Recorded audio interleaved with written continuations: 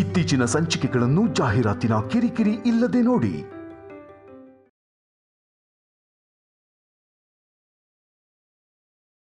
ನನ್ನ ಫೋನಲ್ಲಿ ಸಿಗ್ನಲ್ ಸರಿಯಾಗಿ ಸಿಗ್ತಾ ಇಲ್ಲ. ಅದಕ್ಕೆ ಇವನ್ ಫೋನಿಂದ ಸಂಪದಾಗೆ ಕಾಲ್ ಮಾಡಿದೆ.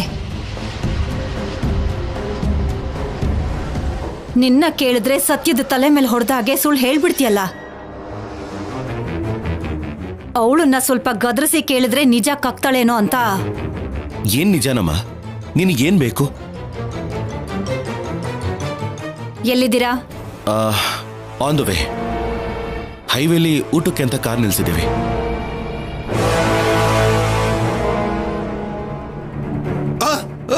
ತಾತ ಹುಷಾರು.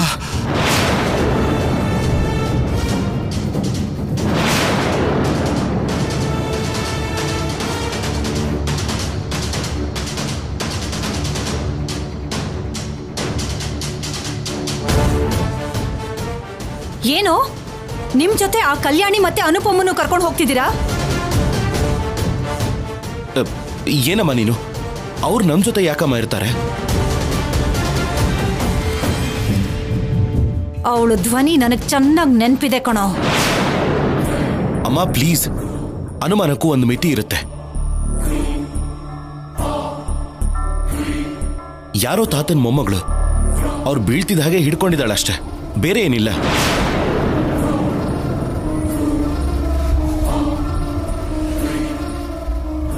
ಅಮ್ಮ ಪ್ಲೀಸ್, ನೆಮ್ಮದಿಯಾಗಿ ತಿನ್ನೋದಕ್ಕೆ ಬಿಡು.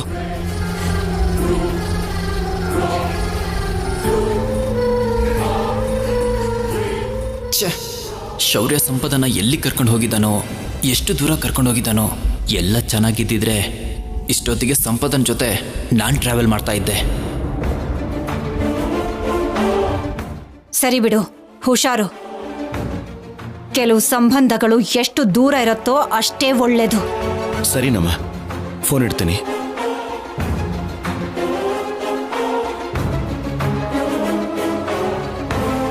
ಬನ್ನಿ.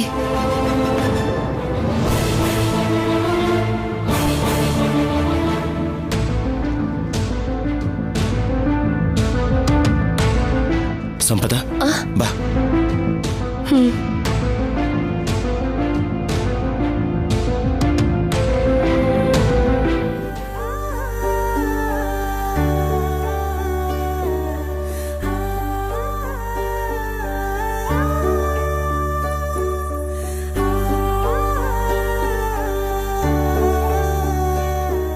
ಹಲೋ ಪೊಲೀಸ್ ಆಫೀಸರ್, ಏನ್ ಹಾಗ್ ನೋಡ್ತಿದ್ಯಾ? ವಯಸ್ಸಾದವರು ಪಾಪ ಬಿದ್ದು ಹೋಗ್ತಿದ್ರು ಅಂತ ಹಿಡ್ಕೊಂಡೆ. ಆದ್ರೆ ನೀನೇನು ನೀವ್ ಅಮ್ಮನ ಹತ್ರ ನಾವ್ ಸ್ವಂತ ತಾತ ಮೊಮ್ಮಗಳು ಅಂತ ಹೇಳ್ತಿದ್ದೆ. ನಾನು ಹೇಳಿದ್ ನಿಜಾನೇ ಅಲ್ವಾ? ನನಗೆ ಯಾವ ಸಂಬಂಧಿಕರು, ಬಂಧು ಬಳಗ ಇದೆಲ್ಲ ಬೇಡ ಸರ್. ನಮ್ಮ ಅಪ್ಪ ಅಮ್ಮ ಇಬ್ರು ಅನಾಥ್ರೆ. ಅವ್ರಿಗೆ ನಿಮ್ಮಷ್ಟು ದೊಡ್ಡ ಕುಟುಂಬ ಎಲ್ಲ ಇಲ್ಲ ಸರ್.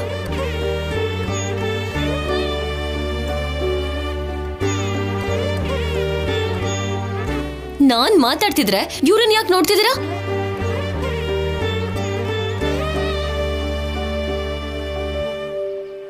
ಯಾರಮ್ಮ ನಿಮ್ಮ ಅಪ್ಪ ಅಮ್ಮ?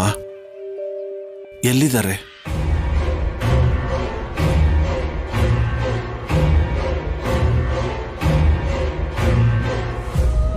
ಈ ಕೋತಿ ಮಾವನ ಹೆಸರು ಅತ್ತೆ ಹೆಸರು ಹೇಳ್ಬಿಡ್ತಾಳೇನೋ. ಈಗೇನ್ ಮಾಡೋದು? ನಮ್ಮಪ್ಪ ತಾತ, ಅದೊಂದು ದೊಡ್ಡ ಕತೆ ಬಿಡಿ. ಮೊದಲು ನೀವು ಊಟ ಮಾಡಿ.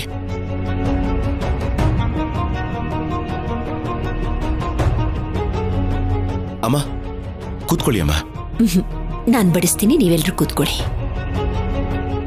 ಎಲ್ರೂ ಸೇರಿ ಒಟ್ಟಿಗೆ ಊಟ ಮಾಡೋಣ. ಪರವಾಗಿಲ್ಲ ಶೌರ್ಯ, ಕೂತ್ಕೊಳ್ಳಿ ಅಮ್ಮ ಪ್ಲೀಸ್.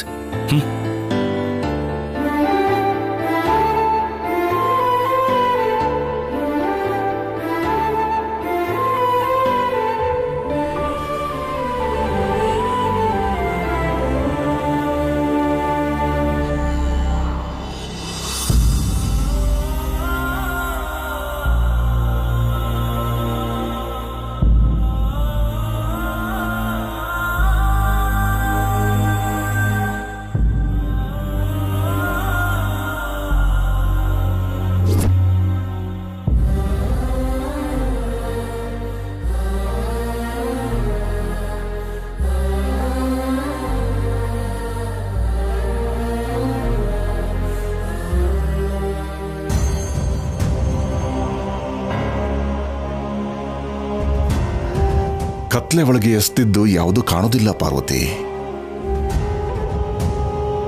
ಅದನ್ನು ಹುಡ್ಕೋದು, ಅದ್ರ ಬಗ್ಗೆ ಯೋಚನೆ ಮಾಡೋದು ವ್ಯರ್ಥ. ಬೇಜಾರು ಕತ್ತನ್ನ ಹಿಡ್ಕೊಂಡು ತುತ್ತು ಕೂಡ ಒಳಗಡೆ ಹೋಗ್ತಿಲ್ಲ ರೀ.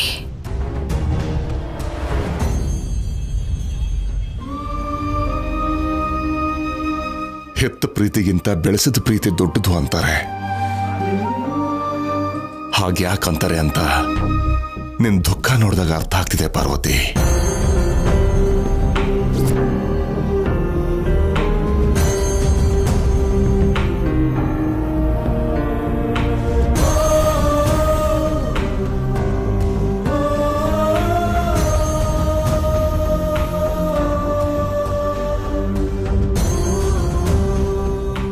ಅಮ್ಮ, ಅಜ್ಜಿ ನೆನಪಿಗೆ ಬಂದ್ರ?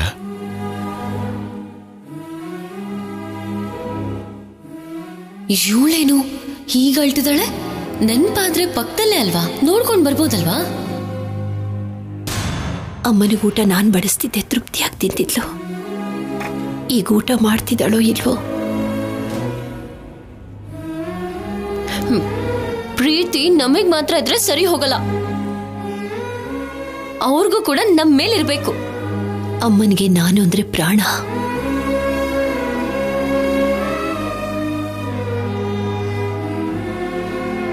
ನಿಜವಾಗ್ಲೂ ಹಾಗೆಲ್ಲ ಇದ್ದಿದ್ರೆ ಅವ್ರು ನಿನ್ನ ಮನೆಯಿಂದ ಹೊರಗೆ ಹಾಕ್ತಾ ಇರ್ಲಿಲ್ಲ. ಮತ್ತೆ ನೀನ್ ಇಲ್ಲಿ ತಿಂದಿರಾ ಅನ್ನದ ಪ್ಲೇಟಲ್ಲಿ ರಂಗೋಲಿ ಹಾಕ್ತಿರ್ಲಿಲ್ಲ.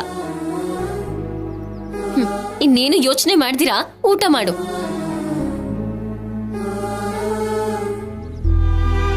ತಿಂತೀನಿ, ಹೊಟ್ಟೆ ತುಂಬ ತಿಂತೀನಿ. ನಾನ್ಯಾಕೆ ಬೇಜಾರು ಮಾಡ್ಕೋಬೇಕು? ತಪ್ಪು ಮಾಡಕ್ ಮುಂಚೆ ಅವಳು ಯೋಚನೆ ಮಾಡ್ಬೇಕಿತ್ತು. ಬೇಡ ಅನ್ಕೊಂಡಿರೋ ಸಂಬಂಧನ ಮತ್ತೆ ಈ ಮನೆಗೆ ಗಂಟಾಕ್ಬೇಕು ಅನ್ಕೊಂಡಿದ್ದಕ್ಕೆ ಅವಳು ಬೇಜಾರು ಮಾಡ್ಕೋಬೇಕು.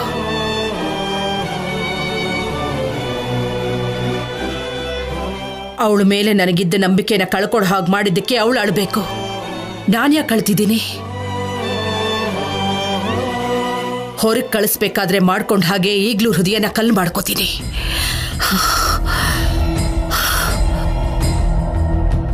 ಹೀಗಂತಿದ್ದೀನಿ ಅಂತ ತಪ್ಪಾಗಿ ತಿಳ್ಕೊಬೇಡ. ನಿಜವಾಗ್ಲೂ ನಿಮ್ಮಮ್ಮ ಶಿವ ಪಾರ್ವತಿ ಕಲ್ ಮನ್ಸೋರು, ಸ್ವಲ್ಪ ಕೂಡ ಕನಿಕರ ತೋರ್ಸಲ್ಲ. ಅವ್ರು ಏನಾದ್ರೂ ಅನ್ಕೊಂಡ್ರೆ ಅದನ್ನ ಮಾಡೇ ಮಾಡ್ತಾರೆ.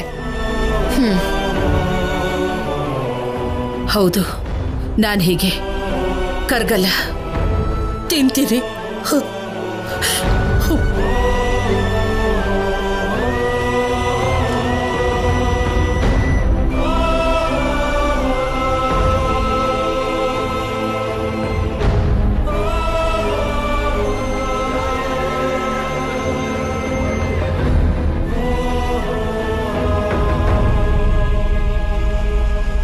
ಅವಳು ಮನೇಲಿ ಇದ್ದಾಗ್ಲೂ ಮನೆಯಿಂದ ಆಚೆ ಹೋದಾಗ್ಲೂ ಅಮ್ಮ ಅವಳ ಬಗ್ಗೆನೇ ಯೋಚನೆ ಮಾಡೋ ಹಾಗೆ ಮಾಡಿದಾಳೆ. ಏನ್ ಮೋಡಿ ಮಾಡಿದಾಳೋ ಏನೋ. ಹೌದು, ನಿಮ್ಮಮ್ಮ ಸ್ವಲ್ಪ ಹೊತ್ತು ಬಾಯಿ ಮುಚ್ಕೊಂಡು ತಿಂತೀಯಾ? ಏನೋ ಬಾಯಿ ಮುಚ್ಕೊಂಡು ಹೇಗ್ ತಿನ್ನೋದಂತ ತೋರಿಸಿ ಆಫೀಸರ್, ಹಾಗೇ ತಿಂತೀನಿ. ಅವತ್ತು ರೌಡಿಗಳಿಂದ ಅನಾವಶ್ಯಕವಾಗಿ ನಿನ್ನ ಕಾಪಾಡ್ದೆ, ಬಿಟ್ಬಿಡ್ಬೇಕಿತ್ತು. ಅವ್ರಂದ್ರೆ ನನ್ಗೇನ್ ಭಯ ಅನ್ಕೊಂಡಿದ್ಯಾ? ನಿಂತರ ಏನ್ ನಾನ್ ಫೈಟ್ ಮಾಡಲ್ಲ. ಒಂದೇ ಏಟು ಫಿನಿಶ್. ಹಾ, ನಿಜಾನೇ, ಒಂದೇ ಏಟ್ ಸಾಕು. ನಿನ್ ಜೊತೆ ಏನ್ ಮಾತಾಡೋದು?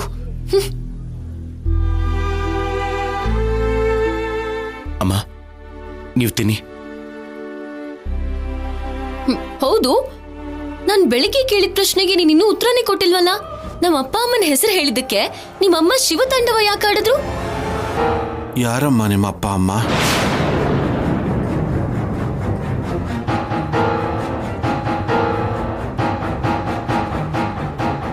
ಇವರೊಬ್ರು ಎಲ್ಲದಕ್ಕೂ ಮೂಗ್ ತೋರಿಸ್ತಾ ಇದಾರೆ. ನಿಮಗ್ ಹೇಳಿದ್ರು ಗೊತ್ತಾಗಲ್ಲ ಬಿಡಿ ತಾತ.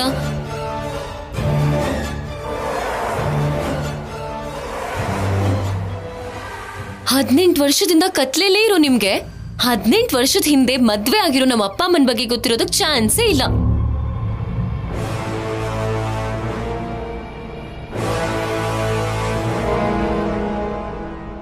ಈ ಅನುಪಮೆಯಿಂದಾನೇ ಅವರಿಬ್ರು ದೂರ ಆಗೋದ್ರು. ಅವ್ರ ಜೀವನನ ನಾಶ ಮಾಡಿದ್ಲು. ನನ್ನನ್ನು ಇವಾಗ ದತ್ತು ತಗೊಂಡಿದ್ದಾಳೆ ಅಂತ ಹೇಳಿದ್ರೆ ಆ ಮನೇಲಿರೋರೇ ಕೋಪ ಮಾಡ್ಕೊಂಡ್ರು. ಇನ್ ಇವ್ರಿಗೆ ಹೇಳಿದ್ರೆ ಏನ್ ಅರ್ಥ ಆಗುತ್ತೆ? ನಾನು ಎಷ್ಟೇ ಹೇಳಿದ್ರು ವ್ಯರ್ಥನೆ.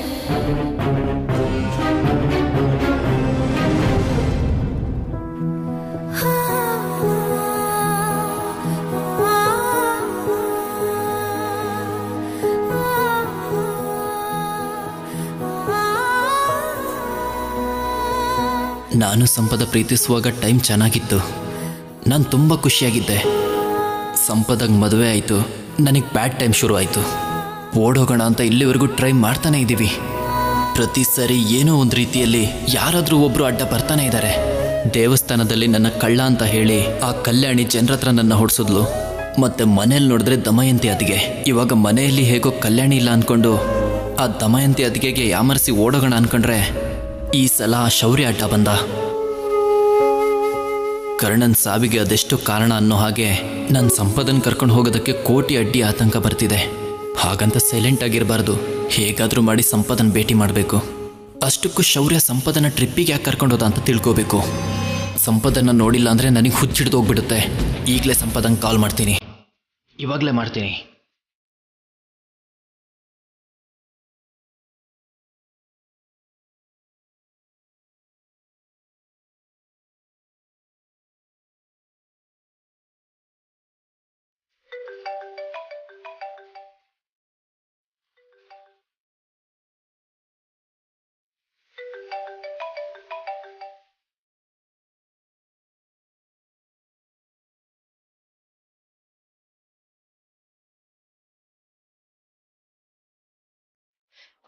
Hello hello Sam.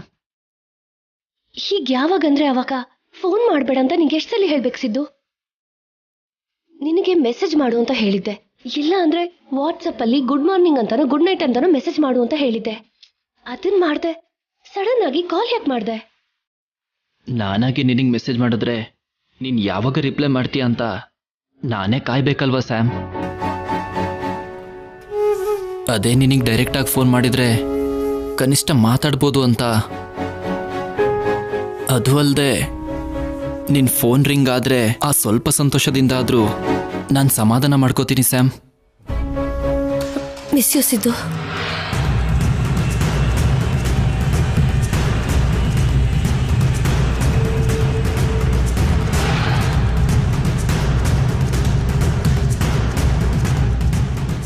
ಹತ್ರ ಇದ್ದು ಕೇರ್ ತಗೊಳ್ಳೋರ್ಗಿಂತ ದೂರ ಇದ್ದು ನನ್ನ ಪ್ರೀತಿಸ್ತಾ ಇದ್ದೀನಿ ಅಂತ ಹೇಳ್ತೆ ನೋಡು, ಅದು ನನಗೆ ತುಂಬ ಇಷ್ಟ ಆಯಿತು.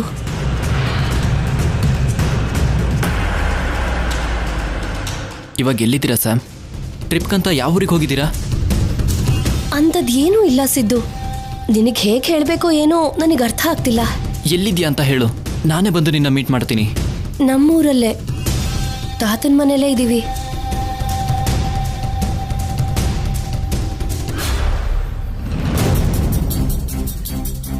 ಡನ್, ನಾನು ಅಲ್ಲಿಗೆ ಬರ್ತೀನಿ.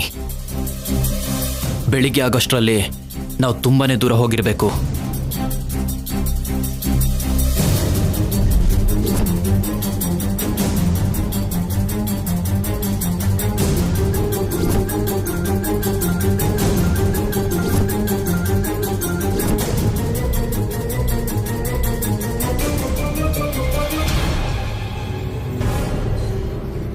ಸಂಪದ,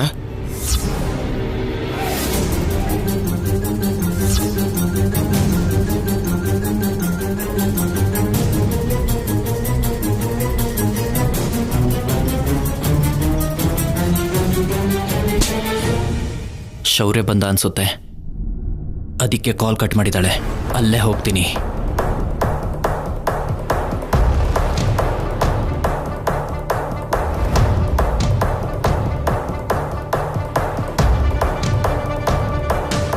ಯಾಕಷ್ಟು ಟೆನ್ಷನ್ ಮಾಡ್ಕೊಂಡಿದ್ಯಾ ಸಂಪದ? ಯಾರು ಕಾಲ್ ಮಾಡಿದ್ರು? ಅದು ಅದೇ ರೀ, ಮನೆಯಿಂದ ಕಾಲ್ ಮಾಡಿದ್ರಾ? ನಮ್ಮಮ್ಮ ಏನಾದರೂ ಕಾಲ್ ಮಾಡಿದ್ರಾ?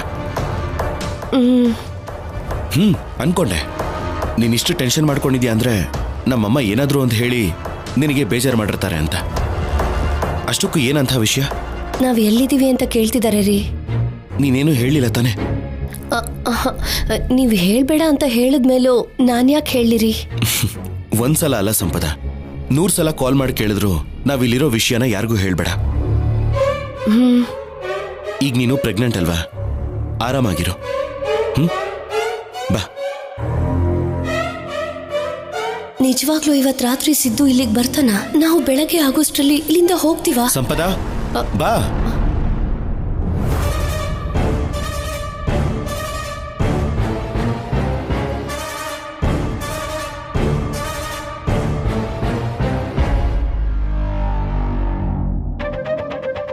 ಆದಿಶೇಷನ್ ಮೇಲೆ ಮಲಗಿರೋ ಶ್ರೀ ಮಹಾವಿಷ್ಣು ತರ ಹೇಗ್ ಮಲ್ಕೊಂಡಿದ್ದಾಳೆ ನೋಡು.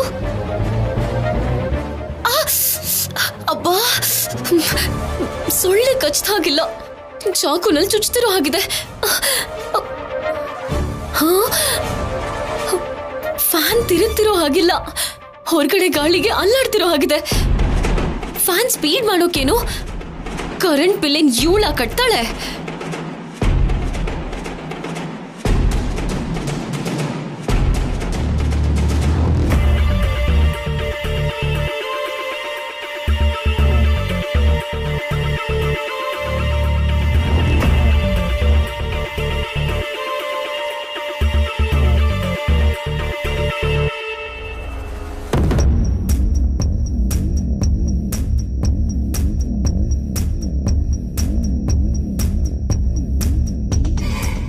ಏನ್ ಹಾಗೆ ನೋಡ್ತಿದ್ಯಾ? ನನಗೆ ಫ್ಯಾನ್ ಫುಲ್ ಸ್ಪೀಡಲ್ಲಿ ಇಟ್ಕೊಂಡು ಮಲ್ಗೋದೆ ಅಭ್ಯಾಸ. ಫ್ಯಾನ್ ಅಷ್ಟು ಸ್ಪೀಡ್ ಆಗಿದ್ರೆ ನನಗೆ ನಿದ್ರೆ ಬರಲ್ಲ. ನನ್ನೇನ್ ಮಾಡು ಅಂತ್ಯಾ?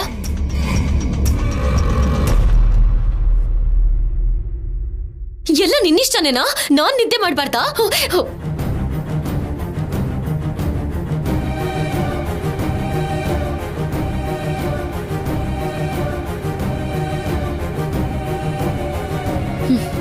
ಎಷ್ಟು ನಾಟಕ ಮಾಡ್ತಿದ್ದಾಳೋ. ಇಲ್ಲೇನೋ ನಾನು AC ನ ಫುಲ್ ಕೂಲ್ ಟೆಂಪರೇಚರ್ ಅಲ್ಲಿ ಇಟ್ಟಿರೋ ಹಾಗೆ. ನಿನಗೇನು ಅಂತ ಹೇಳಿ ಹೇಗೆ ಅರ್ಥ ಮಾಡಿಸ್ಲಿ ಕಲ್ಯಾಣಿ?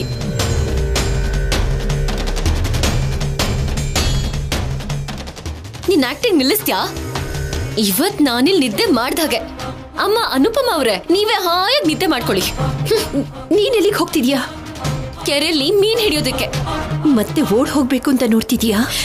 ನಾನೇನಾದ್ರೂ ಹೋಗ್ಬೇಕು ಅನ್ಕೊಂಡ್ರೆ ನೀನ್ ನನ್ನ ತಡಿಯೋಕ್ಕಾಗಲ್ಲ. ನನ್ ಲಗೇಜ್ ಎಲ್ಲ ಇಲ್ಲೇ ಇದೆ. ಇನ್ ಕೇಸ್ ನಾನು ಹೋಗ್ಬೇಕು ಅನ್ಕೊಂಡ್ರೆ ನಿನಗೆ ಹೇಳ್ಬಿಟ್ಟೆ ಹೋಗ್ತೀನಿ. ನಿಜ ಹೇಳು. ನಿಮ್ಮ ಅಪ್ಪನ ಮೇಲೆ ಆಣೆ. ಸಾಕಾ?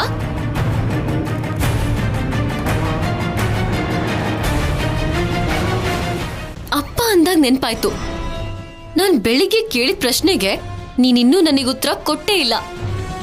ಏನದು? ನಮ್ಮ ಅಪ್ಪ ಅಮ್ಮನ ಹೆಸರು ಹೇಳಿದ್ದಕ್ಕೆ ನಿಮ್ಮಮ್ಮನಿಗೆ ಯಾಕೆ ಅಷ್ಟೊಂದು ಕೋಪ ಬಂತು?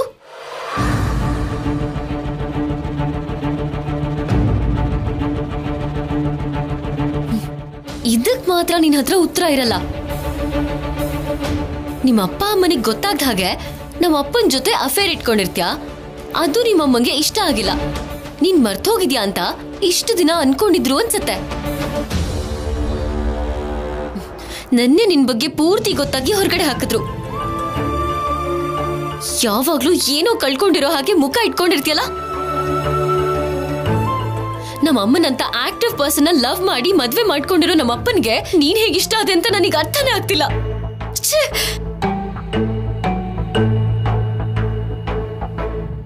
ನಾನೇನು ಕಳ್ಕೊಂಡಿದ್ದೀನಿ ಅಂತ ನನಗೆ ಗೊತ್ತಿಲ್ಲದೆ ಇರೋದು ನಿನಗೆ. ನಿನ್ನ ತಾಯಿ ಮೇಲೆ ನೀನು ಇಟ್ಕೊಂಡಿರೋ ಪ್ರೀತಿ ನೋಡಿ ನಿಜ ಹೇಳೋಕ್ಕಾಗದೆ ನಾನು ಒದ್ದಾಡ್ತಾ ಇದ್ದೀನಿ ಕಲ್ಯಾಣಿ. ನಿನ್ನ ತಾಯಿ ಸ್ಥಾನಕ್ಕೆ ನಾನು ಬರಲಿಲ್ಲ, ನಮ್ಮ ಮಧ್ಯೆ ನಿನ್ನ ತಾಯಿನೇ ಬಂದಿದ್ದು. ಈ ನಿಜ ಗೊತ್ತಾದ್ರೆ ನೀನು ತಡ್ಕೊಡಲ್ಲ ಕಲ್ಯಾಣಿ. ನೀನು ಈ ಮನೆ ಮಗಳೇ ಅಂತ ನಿನ್ನ ಹತ್ರ ಹೇಗೆ ಹೇಳಿ?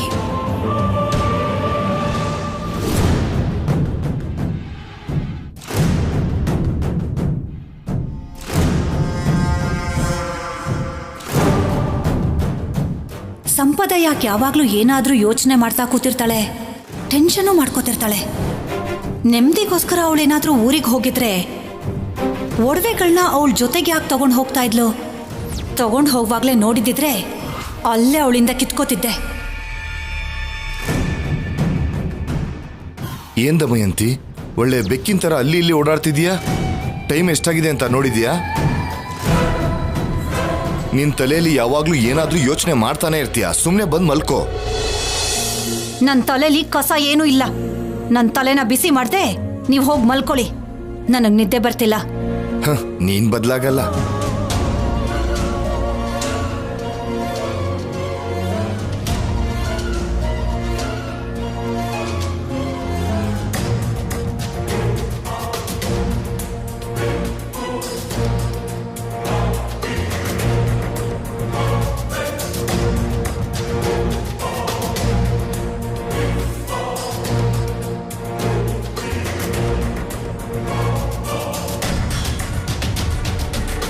ಅತ್ಗೆ, ರಾಮೇಶ್ವರಕ್ಕೆ ಹೋದ್ರು ಶನಿ ಹೋಗ್ಲಿಲ್ಲ ಅನ್ನೋ ಹಾಗೆ ಅನುಪಮ ಅಮ್ಮ ಹೋದ್ರು ನಿನ್ ಮುಖದಲ್ಲಿ ಸಂತೋಷ ಯಾಕೆ ಕಾಣಿಸ್ತಿಲ್ಲ ಅತ್ಗೆ?